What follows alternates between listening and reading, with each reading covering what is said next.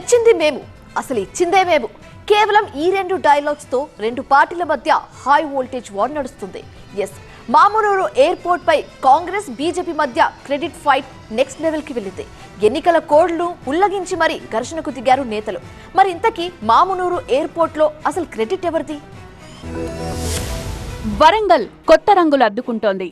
ఇప్పటికే regional, outer, inner ring రోడ్లకు master plan ready అవుతుండగా వోరుగల్లుకు మరో గుడ్ న్యూస్ చెప్తూ మామునూరు ఎయిర్పోర్ట్ పునర్నిర్మాణానికి కేంద్రం గ్రీన్ సిగ్నల్ ఇచ్చింది. రాష్ట్ర ప్రభుత్వ విజ్ఞప్తి మేరకు కేంద్ర పౌర విమానయాన మంత్రి రామ్మోహన్ నాయుడు ఉత్తర్వులిచ్చారు. అయితే ఇప్పటికే 253 ఎకరాల భూసేకరణ కోసం రాష్ట్ర ప్రభుత్వం 205 కోట్ల రూపాయలు విడుదల చేయడం, ఆ పనులు కూడా మొదలు కానుండడంతో వోరుగల్లు వాసులు యమా ఖుషీగా ఉన్నారు.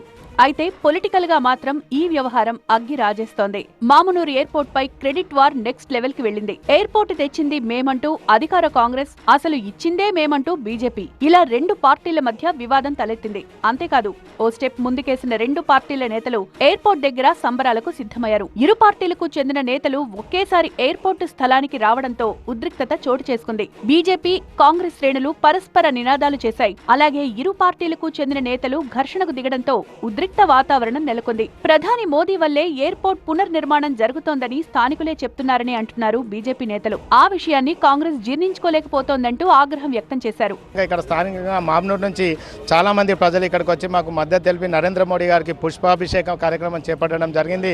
వారు అది జీర్ణించుకోలేకనే వాళ్ళు కొంతమంది కార్యకర్తలు వచ్చి మేము కూడా ఏదో చేయాలని చూశారు.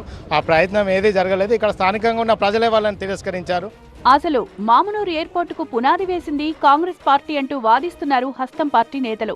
ఉమ్మడి ఆంధ్రప్రదేశ్ ఉన్నప్పుడే 2004లో కూడా, 2005లో, అలాగే 2009లో కూడా 53 కోట్లకు కేటాయించి దీనికి పునాది వేసింది కాంగ్రెస్ పార్టీ. మన్మోహన్ సింగ్ గారు ప్రధానమంత్రిగా ఉన్నప్పుడే యూపీఏ గవర్నమెంట్లో. ఇటు సీఎం రేవంత్ ని కలిసి మరీ కృతజ్ఞతలు తెలిపారు ఉమ్మడి వరంగల్ కాంగ్రెస్ నేతలు. ఎంపీలు కావ్య, బలరాం నాయక్, సీఎం సలహాదారు వేం నరేందర్ రెడ్డి, ఎమ్మెల్యేలు కడియం శ్రీహరి, నాయని రాజేందర్ రెడ్డి, రేవూరి ప్రకాష్ రెడ్డి సహా పలువురు నేతలు ఎయిర్పోర్టుకు కేంద్రం గ్రీన్ సిగ్నల్ ఇచ్చిన నేపథ్యంలో సీఎంకు అభినందనలు తెలిపారు.